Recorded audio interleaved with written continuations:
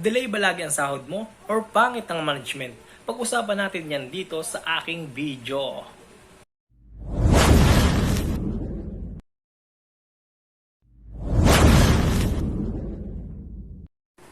Hi guys! Welcome back sa aking YouTube channel. I'm Lelji Padulina. Sa video nito guys ay pag-uusapan natin ang mga dahilan kung bakit nag-resign ang isang crew sa fast food chain. At itong pag-uusapan natin, kung bago ka pa lang sa aking channel ay maaari bang humingi ng isang subscribe para lagi kang updated sa ating mga ilalabas na video. At kung bago ka pa lang sa aking channel ay nagtuturo po ako ng mga kaalaman about sa pagiging service crew. At kung may mga katanungan po kayo, pwede kayo mag-comment. Meron po ako mga old videos dyan na pwede makatulong sa inyo. At pwede nyo pong panoorin kung kayo po ay interesado sa ganitong video. At yun, shoutout muna tayo kay Ana Rose De Luna, kay Julian Revilla, at kay Renante Andaya. Maraming pong salamat sa inyong suporta at sa aking mga kasama sa story. Thank you sa panonood palagi at sa inyong palaging suporta, dahil kung wala kayo po ay baka hindi natin ito na ipagpatuloy. Kayo po nagpapalakas ng loob sa akin upang ipagpatuloy ang ganitong content. So yun, umpisa natin.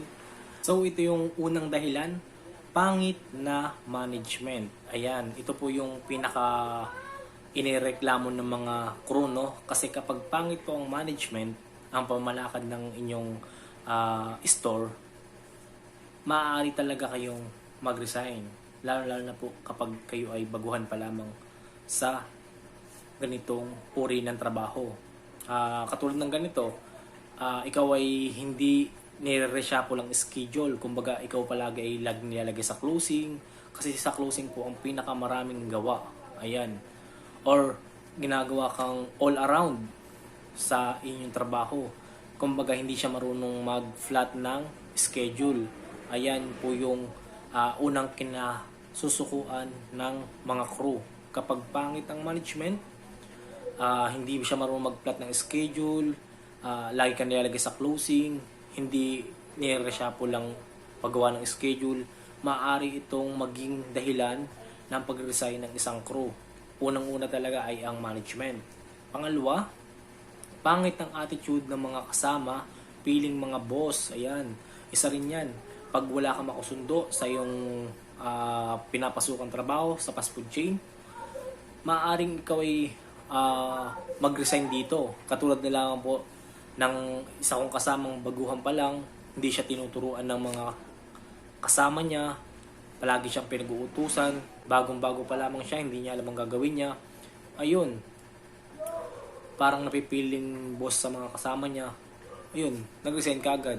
Dapat pag may mga bago pong ganyan, tinuturuan natin, ginaguide natin kung ano yung gagawin, lalo na kapag baguhan pa lang. Kasi kapag pangit ang attitude ng mga kasama mo, pare-paras lang naman ng inyong sinasahod, tapos puro utos sa iyo, yan ang pangalawang dahilan ng pag-resign ng isang crew. Ayan, dapat sa mga bago, tinuturuan natin ng maayos, ina-approach natin ng maayos, kasi lahat tayo ay nagsimula sa pagiging bago. Kaya take note yan sa mga datihan na at mga matatagal ng crew. Sana'y alalayan natin yung mga bago nating kasama para matagal ang ating pagsasama sa loob ng isang store. Ayan. So number 3, pangatlong dahilan, palaging delay ang sahod. Ayan. Sino ba namang magtsatsaga sa ganyang company? Sa ganyang store. Meron naman niyang admin na pwedeng mag-asikaso ng mga payroll. Meron man niyang accounting na mag-aasikaso. Pero bakit laging dinay-delay? Ayan. Siyempre may mga pamilya po tayo, may mga umaasa sa atin, may mga utang tayo na dapat bayaran. Kapag palaging delay, talagang mag-resign ka at maghanap ka ng mas magandang nagpapasahod sa iyo.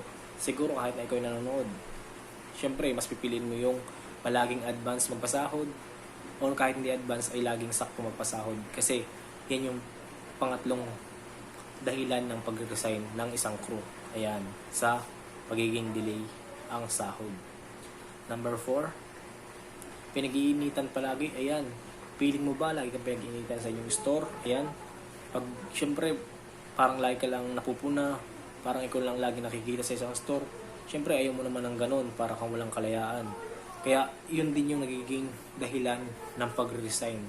Kaya syempre dapat mayroon tayong parang kapayapaan pagdating sa pagtatrabaho, imbis na tayo ay tulungan, lalo pa tayong pinag-iinitan. Parang may tayo sa ating mga kasama. Siyempre ayaw naman natin ng ganun. Kaya sa ating mga kasama, mahal natin sila. Hindi yung palaging pinag-iinitan kasi kapag ganyan, magre-resign sila. Yan yung pang-apat na dahilan. Yun, ito yung panlima.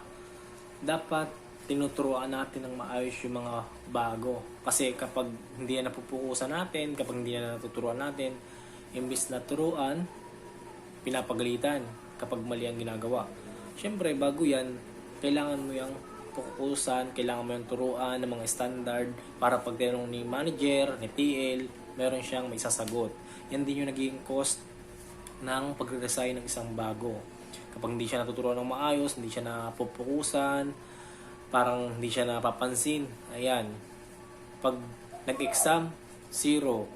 Siyempre, parang napapahiya siya. Kaya dapat kapag ganyang bago, tinuturuan para tumagal sa isang store upang maging matagal din siya na ating kasama sa loob ng isang store. Ayan. Sana may natutunan kayo dito sa video na ito.